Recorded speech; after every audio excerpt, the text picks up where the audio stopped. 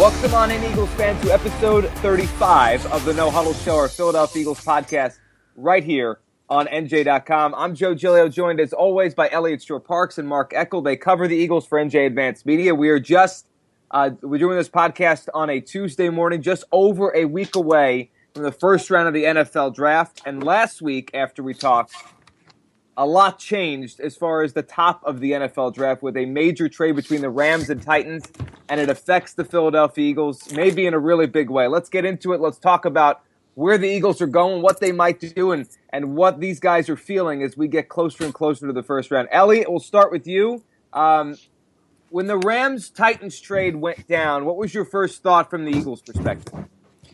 When I first saw the trade, almost immediately after the trade happened, reports came out that the Eagles had made an offer for the number one pick. So I was surprised by that, to be honest. I mean, when the Eagles went from 13 to 8 and then they re-signed Bradford, I kind of had scratched the idea of them moving up for a quarterback. But to know that they made an offer for the number one pick, I mean, obviously we'll never know. And Howie Roseman spoke to the media, on earlier this week, and basically said that he wouldn't confirm or deny that he made the offer when asked about it. So with all the reports out there, with Howie not denying it, it wouldn't surprise me if they had pretty serious talks with the Titans for number one. So that was my initial reaction, was just kind of a surprise that they had done that.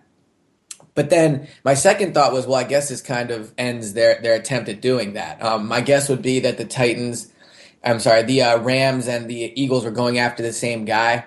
So with the Rams winning, the bidding war for that pick, I would think it was over. But now, almost a week out of the trade, or 4 or 5 days, I'm not so sure about that anymore. And it's something we'll talk about later on. But I now think, I wouldn't say it's a good chance, but there's way more of a chance they move up to 2 than I originally thought after the trade, and way more of a chance than I thought earlier this offseason.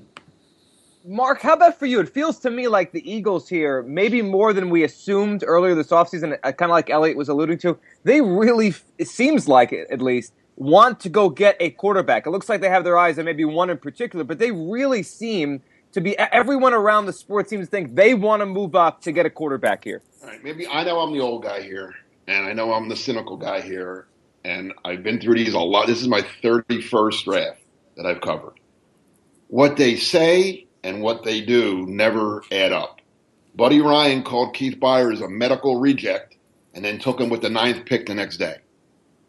Guys, you don't listen to this stuff. The Eagles are screaming, "We want a quarterback. We want we love the quarterback." They're not taking a quarterback. Okay, I'm on the record now. They're not taking a quarterback in the first round. They're not moving up. They're sitting at 8, and they're going to take either Vernon Hargraves or Ezekiel Elliott. Okay, this is all. Matter of fact, the Eagles may have won. The Eagles may have already won by convincing a team below them, the Rams, to move up and take one of these awful quarterbacks. So a good player will fall to them now. So that maybe I'm just, again, I could be. This is a new NFL now. Maybe people do tell the truth. I don't think so. So no, I'm not buying any of this. And as far as Eagles made an offer, quote unquote, made an offer, yeah, they called Tennessee. Howie asked who was in charge of Tennessee now, John Robinson. John, what do you want for the number one pick? Okay, we'll get back to you. Come on. What were they going to give him for the number one pick? Would it cost the Eagles way more than they have? The Rams gave up two second round picks this year, right, to move up. Eagles don't have any second round picks this year. So, yeah, one of them was the Eagles pick that went over in the Bradford deal. But it wasn't. It's not the Eagles pick anymore. So, the Eagles had nothing to get. The Eagles had not. They didn't have the ammunition, unless they were going to include Fletcher Cox and I don't even know who else. Nelson Aguilar, maybe. What could they have given them? But the difference now, I would say, is you're right. They're obviously not going to offer for number one. Yeah, they may have called and asked, and then they were, and then when they heard the price, they said, "Oh, okay." I want to buy a Lamborghini, but that don't mean I'm going to buy it. The difference, though, between the top pick and the second pick in terms of trade value at this point, I think, is pretty significant. I mean, if you look at just the draft points, like the draft trade chart, yep. They could trade the Eagles' first round pick this year and their first round pick next year and basically equal out moving up from 8 to 2. Cleveland would want more. They might. I mean, maybe they want a third this year or next year second. But I guess what I'm saying is, And who you giving all that up for? look, here's all right. What I think about these quarterbacks is different than what I'm going to assume what Howie thinks. If Howie, and look, this is going to be a big draft for Howie. This is where he's going to have to prove he can evaluate talent. Because if he moves from 8 to 2 for a quarterback, and that he's right, then it was worth the trade. Like I wouldn't move from 8 Real to right. 2. Like not getting. You better get Aaron Rodgers. You better get Andrew Luck. You better get.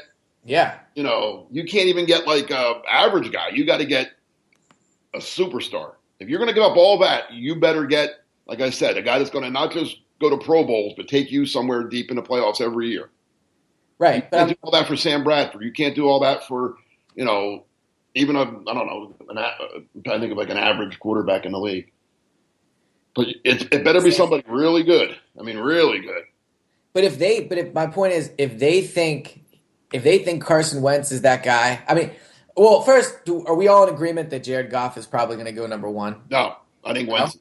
You think it's Wentz? Okay. Because I can't believe you would trade up for Jared Goff like that. Well, the Rams are pretty dumb, so they could do anything. But They traded for Nick Foles and drafted Sam Bradford. That's a good point. I mean, different group. They got Foles and a second for Bradford. They got. I think the second was more important than Foles, but.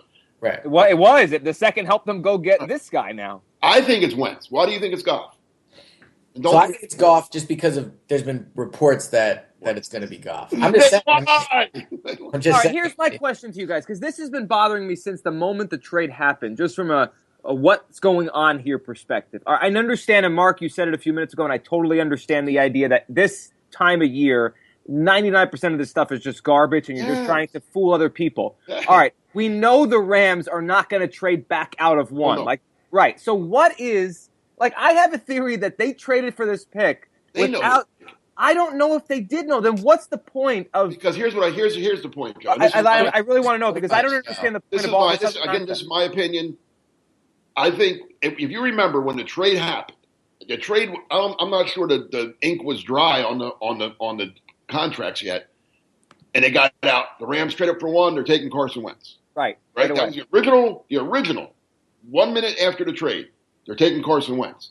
Then all of a sudden, 10 minutes later, somebody told Peter King, "Oh, the Rams aren't sure who they're taking."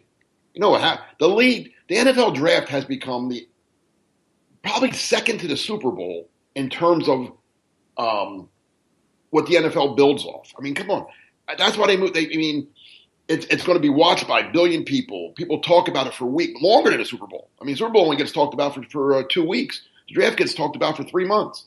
It's the NFL's prize. They don't want everybody to know who the number 1 pick is. I think somebody, again, I'm being my old cynical self here, but I think somebody in the league office called Les Snead in Los Angeles and said, "Oh, don't be telling people you're taking Carson Wentz. Let people think you don't know who you're taking yet. Keep the drama up. Keep the suspense up. We like this. We like people not talking about this. We don't want people to say, 'Oh, you're taking Wentz now.' We know." So that's what I think happened. I think somebody in the league office got to the Rams, said, and then Rams, "Oh, well, okay. Hey, call Peter King. Tell him we don't know who we're taking yet." And now, so they're going to run. So the Rams are going to run with that and spend their time before the draft meeting with both of these quarterbacks. Well, I think you meet with them either way. What's the big deal? If you know what you're taking, you got 30 meetings. If the league asks you to do it, you kind of do what the league asks you to do sometimes. I guess I feel like if you have a week to go before the draft, why am I going to waste 10 minutes on a guy I'm not going to pick? I agree. To me, it seems ridiculous. Elliot, what were you going to say? So, I mean, we're talking about this whole idea of smoke screens and, if what the Eagles are saying is true and whether the Rams actually know who they're taking. Here's one thing I will say. You put the words aside. Here's what the Eagles have done with Carson Wentz this offseason. They met with him twice at the Senior Bowl with Howie Roseman and Doug Peterson, Frank Wright at both of those meetings. They met with him at the NFL Combine. Jeffrey Lurie flew out to North Dakota along with Peterson, Howie Roseman, Frank Wright, the quarterback coach, to meet with Carson Wentz and his family at dinner. And then they brought him to Philadelphia for a visit. So whatever they're saying, and I agree with Mark. Look, I remember during training camp last season when I thought Sam Bradford was playing so great, and Mark said to me, "Look, it's just preseason. Don't get overhyped." So I do think that there's a tendency to get overhyped about these things. But The Eagles have put their money where their mouth. I mean, they are spending time. You can make the argument they spent more time with Carson Wentz than any other prospect in this draft. So they're clearly doing their homework on him. Now, what that evaluation has led them to, I don't know. I mean, obviously, when Peterson spoke earlier in the week, he said all the right things. And the Eagles aren't going to trash an NFL prospect before the draft, but he said, Carson Wentz has elite talent. When you get him in the building, you can really get to know him. And the whole thing about him going to North Dakota State's not a big deal. He also said it's not a big deal he's coming from North Dakota State because he's not going to play for a few years if he comes here because of Bradford and Chase Daniel. So the Eagles have spent a ton of time with Carson Wentz. They've talked really highly of Carson Wentz. They reportedly had discussions with the Titans, however serious those were, about moving up for number 1. And now people are speculating, and this is just speculation, that they might move up to number 2. So I just think there's so much smoke there, and along with the reality of what they've actually done. Let me ask you this, Elliot. Go ahead. So, let's pretend the Eagles don't know who the Rams are taking, right? Okay. Because they don't know. I mean, the Rams could tell them anything. Right. They probably have a way more educated guess than we do. But go ahead. It's only one. It's 50-50. Right, but I'm saying I would imagine. I mean. Okay. They probably have a lean. They probably feel the like Rams would lie to them more than they would lie to us. I mean, they'd lie to Sam. All right, well, okay, go ahead. Let's say they don't know. All right, so would they make that trade? So Cleveland tomorrow is on the phone with Howie and says, all right, we'll take this year's 1, next year's 1, and a 3 this year and a 3 next year. And Howie says, good, yep, done deal. Would they do that? Would the Eagles do that tomorrow to get to 2, not knowing that Wentz, and then the Rams take Wentz? They can't, right? They can't. I guess it would depend how unsure about Bradford they are. I mean, if you really just think Bradford's not even in the equation. Here's why I think he is. Because if the Eagles move up for a quarterback, they're telling you Bradford's not the guy. Agreed. But if they don't think Bradford's a guy, like maybe they like Wentz the best, right? Obviously, they like Wentz the best. Okay, but then maybe they like Goff more than Bradford. So maybe at that point they just go, look, we know we don't have the answer on our roster. We're never normally up this high. We're really just giving up next year's first. They can get used to it. Yeah, all right. Well, right. And maybe they just say, look, this is our chance to get the guy. It's Peterson's first. You think they love Goff too? That you think they love? It's not just Wentz. They love Wentz and Goff. I mean, they better love a guy if you're giving up 2 number 1s and 2 number 3s to go get him. I have no idea who the Eagles love, but I'm just saying. I'm not. I know you don't. I'm asking. You think it doesn't matter. You think they would take either one? I think. I don't know the answer to that. I mean, I think they would. I don't either. I mean, I thought you seemed stronger. No, I think they do. I mean, maybe. See, I think if they trade, and I still don't think they're going to trade, but I think if they trade, it wouldn't happen until Roger Goodell says, and the St. Louis Rams select fill in the blank, and then they say, okay, good. They took the guy we didn't want. Well, now we want this guy. Yeah, I mean that could happen, but I guess what I'm saying is, it's possible that we're looking at it as just either Wentz or Goff. And look, they went out to California and worked Goff out. They brought him into Philadelphia. They met with him at the combine, so they spent time with him as well. It's just not as much as Wentz. And well, I think there's more to spend with Wentz. Is the more unknown, right? Wentz. I mean, when the season ended, when the college football season ended, Carson Wentz was maybe a first-round pick. Yeah. Maybe.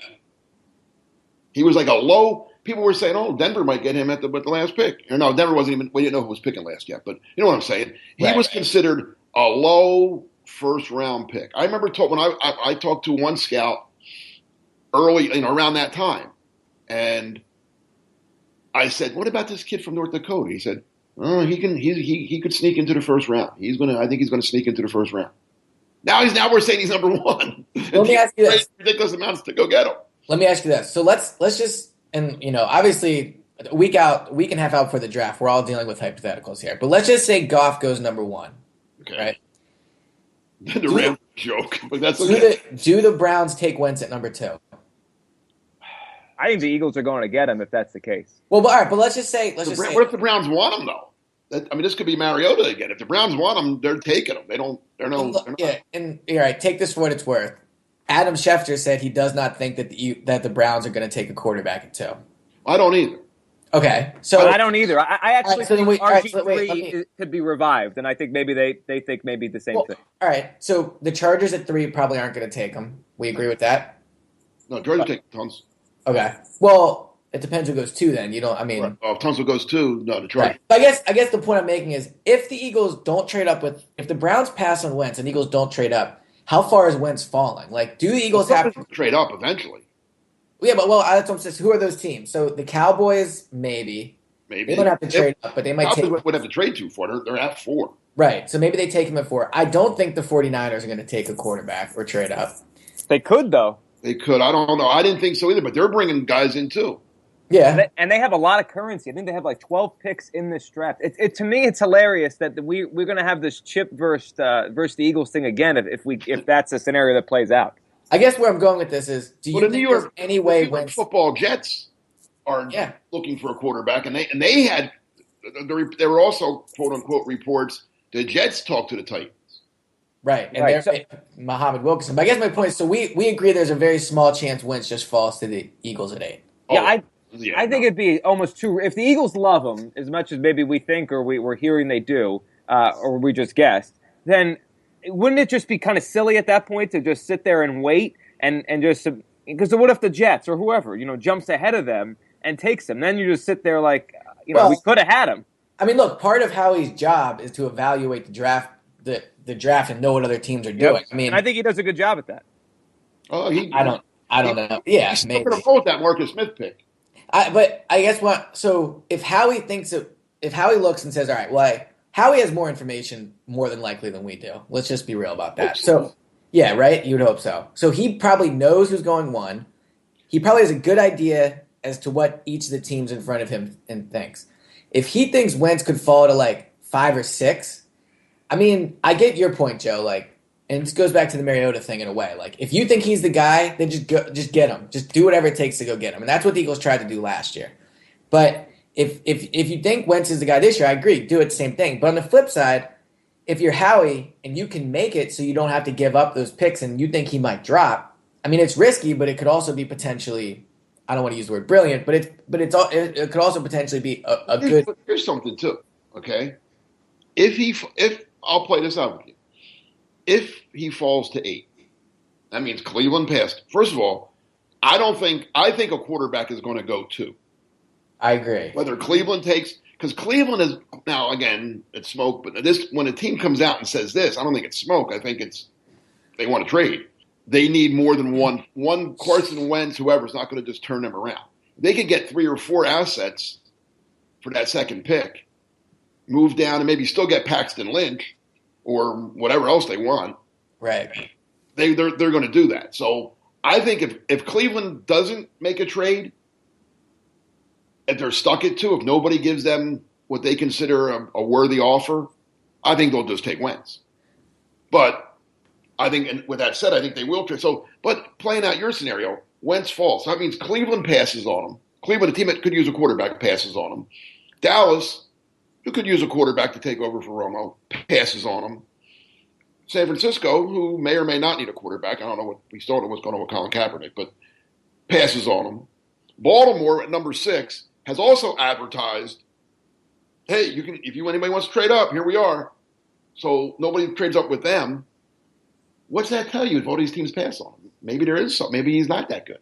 Well, but I mean, 20 teams pass on Aaron Rodgers too. I mean, so it's kind of so let me ask you guys this: More than 20. yes or no? Yes or no?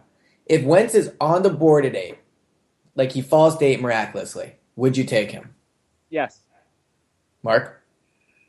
Who else is there? Let's say Hargraves and Elliott are both there.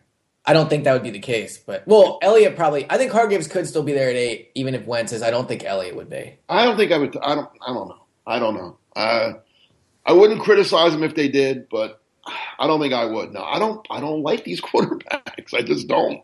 Yeah, I just don't. So let me ask you guys this. Then we're just throwing out hypotheticals about what could happen at 1 and 2. The Rams obviously control this because they have number 1 and they're going to take one of these guys. Do you think how much of the Eagles draft hinges, and I guess this is a kind of a loaded question based on the quarterbacks and based on just everything. How much of the Eagles draft hinges on the Rams' decision? If they take Wentz, I know, Elliot, a few minutes ago you mentioned maybe they like Goff too, or maybe just a little bit less. I mean, Right. how much less of a chance is it that the Eagles end up with a quarterback in the first round if Wentz goes one compared to if Goff does? How does that change it? Is it a lot less of a chance, or you still think maybe? I still think maybe. I think it's going to come down to the Browns want to move out of number 2. Because I mean, last year the Titans didn't want to move out of number 2, and the Eagles were moving from 20, so it was way harder. This year, if the Browns really want to move out, and the Eagles like Goff and Wentz a lot, right? They both think they're both good players. They can both be franchise players, which right. Oh, you're getting my hopes way too up. You're really getting my hopes up that these idiots would trade up for Goff. Oh my God. I mean, Oh my God. I'm just saying. I mean, look, I think overall the chance that they draft a quarterback with their first pick, whether it be at 2 or 8, is like 25%. And if you told me Wentz was going number 1, I would go down to like 18%. So it changed a little bit. It would change a little bit. I think there's less of a chance because I think they like Wentz more. So I hope so. Well, yeah. Not the only drawback against Wentz, and the people that I spoke to, and even so now it's become part of my opinion as well, is he is going to take, and I think Peterson even said this Monday, right? Yeah. He's going to take time, and you got to be aware of that and realize that. I mean, he's not coming from North Dakota State to the NFL starting opening day. I mean, it's just not going to happen. And the Eagles and Peterson said that. Right. At least they're smart enough to figure that out. Right. But so that's the thing with Wentz is that it's going to take a couple years. And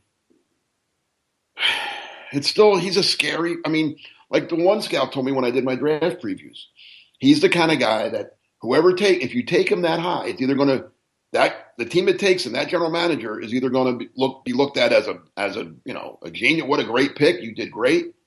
Or he's going to get fired. Let me ask you this on that note. If you're Howie and, you're able to pull off a trade for Wentz, but he's not going to play for 2 years. And then in that third year when he plays, he'll be a rookie. And the year after that, he'll still only be in his second year. I mean, just trading up. Well, because you're around. I don't consider a third-year guy a rookie. He's still a third-year guy. Just because he hasn't played. It's the first year playing. Well, yeah, but he played practice and everything. Whatever. Okay, go ahead. I guess my point I'm making is just trading up for a quarterback loosen the leash on Howie and Doug in a way. Because if they really are going to play Bradford for a year or two, and they really are going to let Wentz develop, we're talking maybe 4 years until you can make a legitimate judgment on whether this was a good pick or not. Yeah, I do. I think so. I mean, I always tend to believe that what we hear about these guys sitting that only lasts for so long. Like, if they do this and they get Wentz and they are struggling in December, like I'm not shocked if Wentz is in the game and in the starting next year. But on the premise, yeah, I do think that, Elliot. I mean, I think people would have to say, well, you have to let their quarterback get in there, get his feet wet. I think it changes the perception of the program moving forward. Oh yeah, I mean. Right. I mean, that's yeah. I mean, if the Eagles do this, if they trade up to 2 and get Wentz, and they're really bad this year because Bradford doesn't play well. This is extreme hypothetical here, but go ahead. That just even validates the pick more. That, yeah, we knew we had to get him. Look at Bradford's not good. I think the worst case scenario for the Eagles, well, not really, but a sticky situation for the Eagles would be Bradford plays pretty well.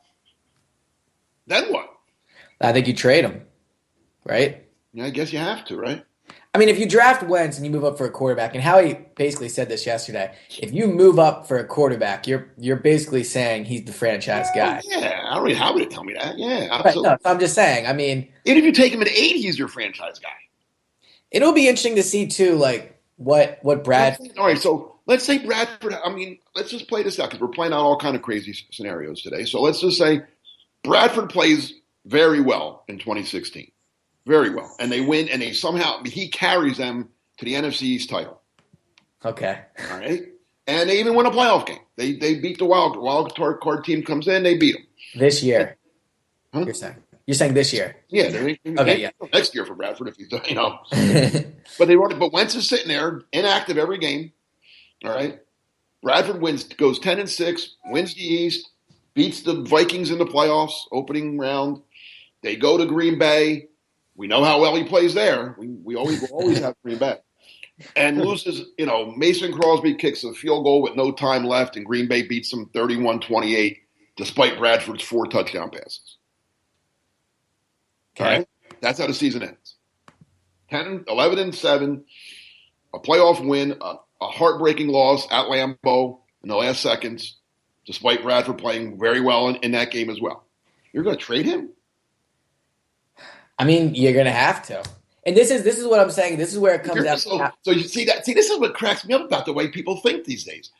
You got a guy that just did all that for you, and you're going to trade him to play a guy that never played a game. What would you do? What would you do at that point? Trade Wentz. But you'll never get the value. Well, too bad. I don't need a quarterback anymore. I got one. Yeah, no, that's fair. That's a fair point. I mean, at that point, if Bradford really is the answer, then you just cut the loss on the Wentz pick. But this is what I was saying early on. I mean, this is why it's really going to come down to talent evaluation for Howie. I mean, Joe, you said earlier on that Howie's good at manipulating the draft board or reading the draft board, and I think you can debate that, but I think the general he read it backwards the 2 year. All right, that was one pick though. But I guess what I'm saying is this: the general consensus around Howie is he's good at handling the cap. He's I guess he's made good trades. He definitely has made good trades. He's a good free agent recruiter. But no one has ever said Howie is a very good talent evaluator. And this offseason is really where it's going to come down to that for him, because he's either A, got to make a correct talent evaluation on Wentz and Goff and whether or not they're worth moving up for, or B, he has to make the correct talent evaluation on Bradford, because if he gets a chance to move up for a quarterback and he passes on that opportunity because he thinks Bradford's the guy. So let's say the Browns really want to get out and they say, all right, we'll give you number 2 for your number 8 this year. Next year's number 1 and a third either this year or next year. That's not a steep price. I mean, it's, in how he gets a chance to do that and he's correct about that, then that's huge for him. But if he passes up on that opportunity because he thinks Bradford's the guy, I mean, this is it. Howie's got to prove he can evaluate quarterbacks at this point. And it's really, that's the biggest thing that's going to unfold over this next year is whether or not Howie made the correct evaluation on Bradford as a talent, or whether or not he made the correct evaluation on these quarterbacks. Right, it is. And that's a major part of this. And if he does it well, the Eagles are going to be set up. If he doesn't, they're going to be right back to this scenario in the first place. One thing I wanted to bring up on your point, Mark, and then I want to throw a hypothetical at you guys. All right. So, Mark, you brought up the scenario of what if Bradford plays really well? What do they do? I mean, in a way, this happened once before, and it was Drew Brees and Phillip Rivers. And that was right. And Rivers didn't play for 2 years, but they kept him. Yeah. He just sat for 2 full years. Which one won a Super Bowl? It was Drew Brees, obviously. The first year, Rivers was also banged up too, though. Keep that in mind. That was right, and that was their out. Actually, I don't know what they would have done there, and I really don't know the answer. But he went 11-4 that first year, which is kind of like your scenario, and I think they played in the divisional round. Right. And then he went 9-7 the second year, and for those 2 years, he had 51 touchdowns and almost 7,000 yards. And then he got hurt the last game of that second year, and then they moved on, and obviously the rest is history. So that's one scenario where the guy had to sit for 2 years, and if it wasn't for the injury, I don't know where that goes. All right, let me ask you the flip side of hypothetical we just talked about. If they draft Wentz, if they do this, the idea is going to be he's going to sit. That's what they've said, and that's what everyone assumes. At least a year, yeah. You have. All right, at least a year. Okay, well, and Mark, you laid out a good scenario there with Bradford. What if he plays well? I'll lay out this one. Sam Bradford has been nothing more than, mediocre his whole career. Did you watch the last 7 games, Joe? I guess. Right. So let's say we fast forward. Go back and watch those last. Fast forward to November. The Eagles do move up for Carson Wentz. We all think and know he needs time to sit. Yes. And the Eagles are 4-7 at the end of November, or whatever the schedule lays out. And they have Sam Bradford on a $22 million cap hit for next year, and he's not playing well.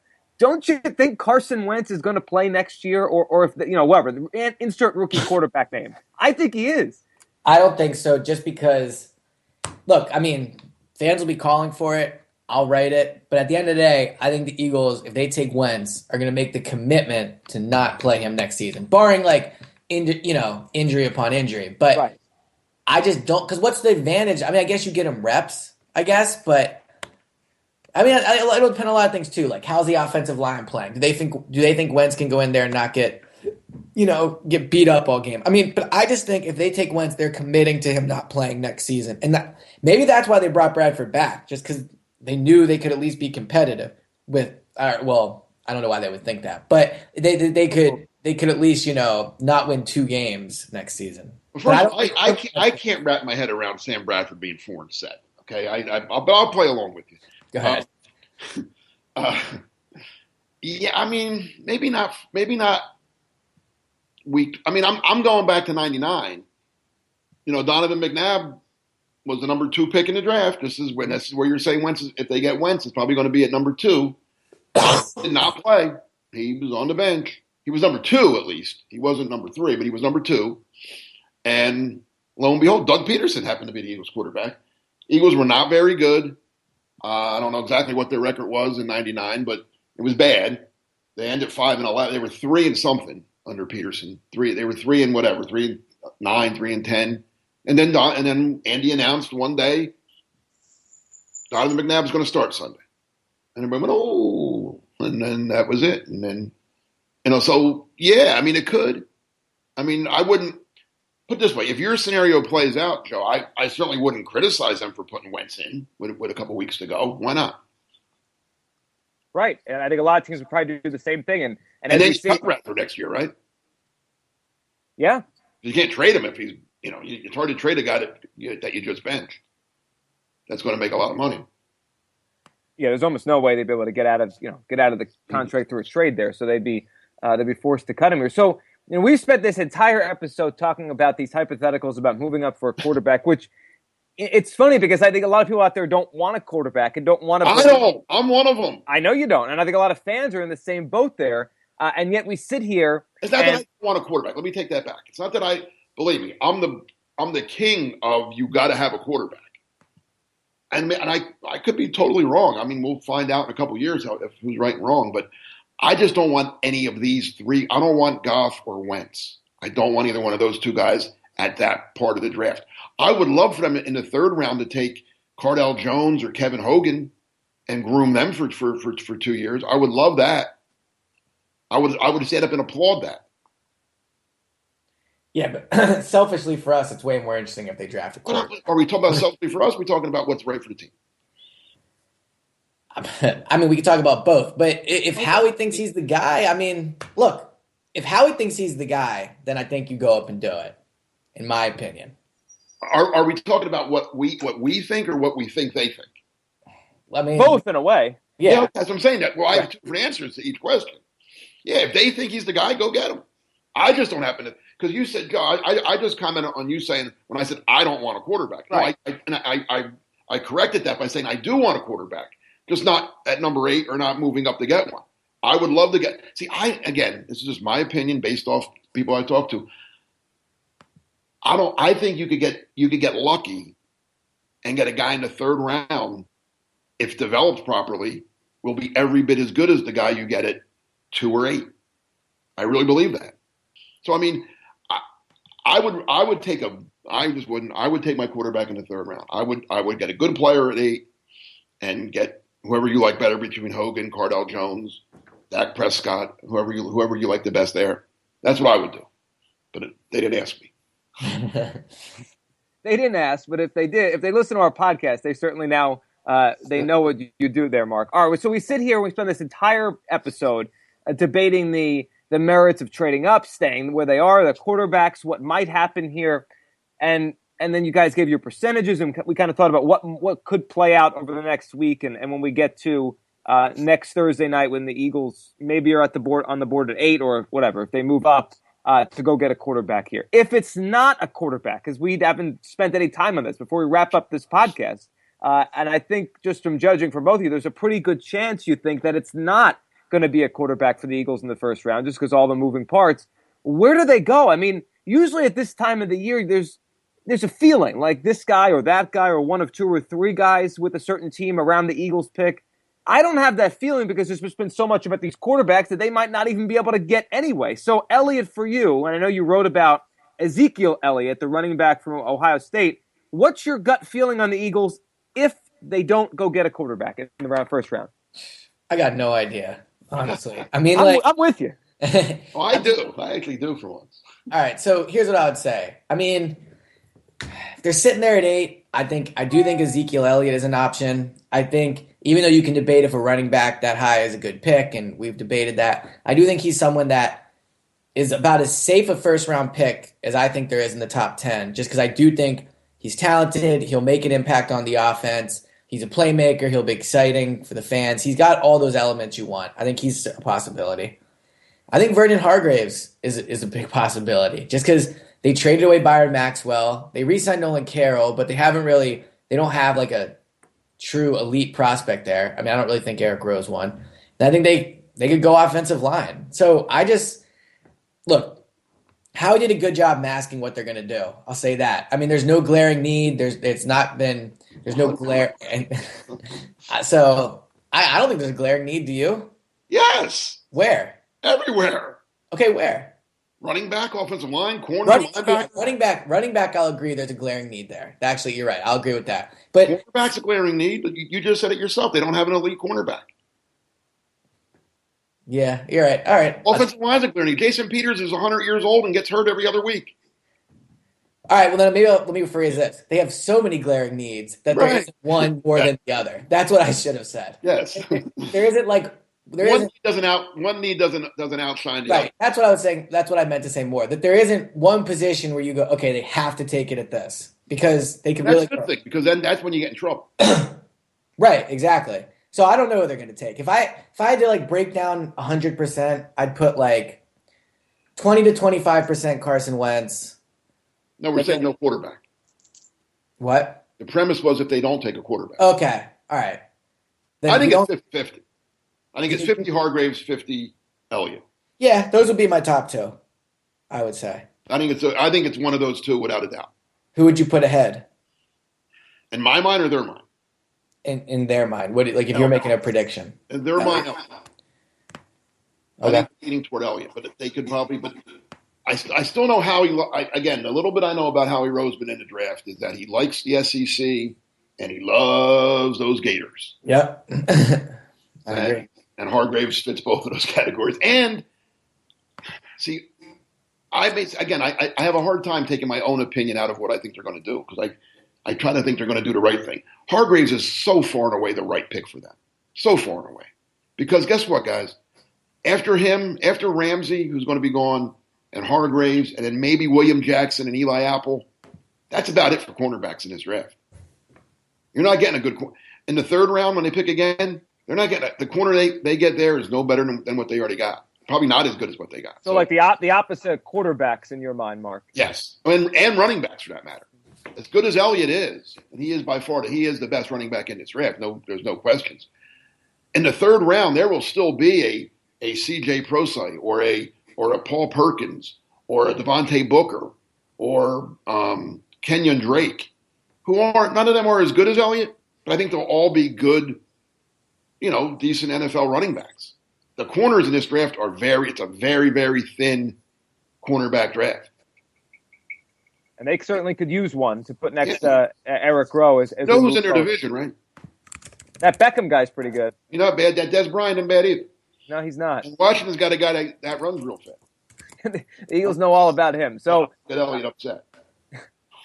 As we sit here just over a week away, we're talking a lot of quarterback, thinking about the other positions. Next week when we come back, we'll do a mock draft. We're going to join up with the guys that do our Giants podcast that cover the Giants for NJ Advanced Media and do a 5-person mock draft and go through the first round and all these different scenarios. That'll be fun. And kind of play it out. So next week will be fun. Right now, though, I'm sure you guys have a lot to think about, a lot to do as we get closer and closer to this thing with all the different rumors, whether they're true or not. But this is a fun time for us, I think, and I think for most fans too, because anytime there's a pursuit of a quarterback, it becomes fascinating. All right, last one for you guys, and then we'll wrap up. Last year, I felt like draft night for a lot of fans was deflating. Like when they couldn't get up, when the Titans stayed on the board at 2 and took Mariota. It was like the rest of the draft leading up to their pick of Aguilar at 20 was just like, it's deflating. It's anticlimactic. What word would you use this year, Elliot, to describe what you think Eagles fans would feel if they don't move up to get a quarterback? Last year, I think it was deflated. This year, my word would be like elated or something. Like, I don't think people want them to go get a quarterback. For some reason, the first word that popped in my head was indifferent. I don't really think the fan base is one way or the other, and I think if they don't move up to 2, I think from 2 to 6 there'll be from 2 to 8 there'll be like some debate amongst fans and that. But if they take Ezekiel Elliott at 8, I think the fans will be elated. I think there'll be a prospect there that'll make them excited. Whereas last year, the Eagles were talking about going from 20 to 2. So if they didn't get Mariota at 2, those the chip connections and all that. There'll never be a deflating feeling amongst the fans like not getting Mariota last year. I don't think that'll ever be topped. But I do think if they take Ezekiel Elliott at 8, fans will be elated by the draft night. I think I agree with Elliot. And again, you're more in touch with the younger, especially the younger fan than I am. Is Elliott the guy? If you polled 1,000 Eagle fans, you think the highest and said you could have anybody you want in this draft, you think Elliott would be the number 1 pick? Yeah, I think easily. Mm-hmm. I agree with that. Yeah, I mean, I think even if you put Carson Wentz and Jared, That's anybody. Yeah. I think Eagles are almost in a no lose. I don't think. Is there a guy that they could take at 8 that would be? Oh my God, they took him. Like I don't know. I think the fans will be pretty happy. Well, that's the benefit of being in the top 10 is Eagles fans have been hearing about all these players for so long. Right. Yeah, I don't think they would do anything too crazy. I mean, like I love Hargraves. Obviously, I made my case for Hargraves, but I don't think. I mean, I would hope the fans, if they do take Vernon Hargraves, the fans won't be like, "What did they do that for?" Right? They'd be happy with that pick, wouldn't they? Yeah, Elliott's going to say. Yeah, I think they would be. I mean, maybe the one pick is Ronnie Stanley just because he's a lineman, but. I think no matter what they do, the Eagle fans I talk to kind of want, like they think the line is the most important thing. I mean, I've said it before, I'll say it again. The Eagles fans convince themselves into Sam Bradford, so I think no matter what the initial reaction is, by an hour after the pick. You see Ronnie Stanley's last 7 games at Notre Dame? But by the time that it's been 40 minutes after the pick, they'll be excited about what the pick was. I think they're so high. The Eagles are picking so high this year. There's a lot of the options are exciting positions: running back, cornerback, quarterback. So I think here's one real fast. Give me a guy. You think Stanley? Give me the guy that they could possibly take that would be like well, what? The only thing I could think of is because there is a vocal group of Sam Bradford supporters that believe that he can get the job done. That I think there will be, and they might convince themselves sooner than later, but I think there will be detractors if they go up to go get Wentz. That's one thing I think that will. What about taking? That would be yes, that would be fun. That would be. What about taking Paxton Lynch at 8? Yes, I think that would be divisive too, because people would say they took him too high, or why? Right, that's a good one. But, right, especially after Doug Peterson came out early in the week and said he doesn't think he's good value at 8. What if he trade it back? Yeah, trading back would be a good one. If they would that be good? Fans like it or not? Oh, I think fans would be livid. Really? Again, that's why you and I, because we talk to different types of people. My friends, who are Eagle fans, and they're older, like myself, they keep saying to me, why don't they move back? Why don't they move back? Get that second round pick back. They need more players. They need more picks. And I'm not against that myself. I don't think it's a bad idea. If they move back and still got a Jack Conklin, and then but also got a second round pick in the additive process, I wouldn't mind that. What if they traded their number 8 overall pick for the Jets' first round pick next year, and then the Jets' second round pick this year? Oh, that's not enough. And they don't have a first round pick this year. Then, right. And not 20? No, that's stupid trade. You got to. I was trying to think of an example. How do you think the fans react if the Eagles just traded out of the first round completely this year? Oh my God, Howie would be killed. So I mean, yeah, I think that would be one example where the fans would be pretty mad. But come on. I'm just saying. I mean, it's not unrealistic to think they might trade back, and if they trade back, I mean, I don't know. You got to get a first round pick from the team trade. No, that's. Well, but maybe you get next year's first. That's my point. That's not that next year. All right, we're just talking about get 20 in next. If the Jets gave me 20 and next year's number 1, okay, maybe I wouldn't mind that. Then but yes. I don't even think that's enough, to be honest. Yeah.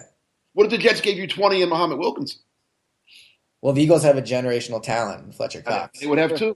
Yeah, there you go. And he's a Temple kid, so that would that get everyone excited. There we go. What a front four that I mean, you got Fletcher Cox and Muhammad Wilkinson to tackle. So what are you going to give $120 million guaranteed to those? All right.